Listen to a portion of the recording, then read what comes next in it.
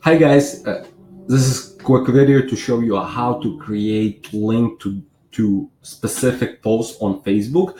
I had a hard time like finding it, and all posts on Google and YouTube are old, so I'm creating this new video. It's 2019. If you're looking in the future, maybe it's already old, but it's very easy to do, but you need to know where to click, so I'll show you right now.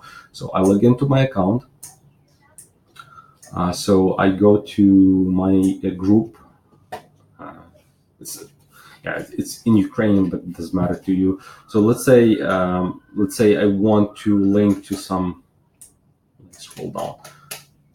Let's say this post. So what I do on the timestamp, where you have time, here you have like date and time.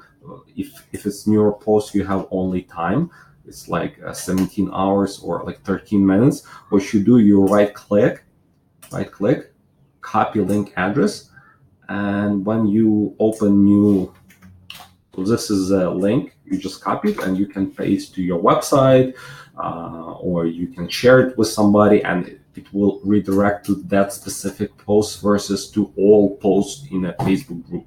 I hope it helps. If not, if it helps, just thumb up. Yeah, let me know what you think. Thank you.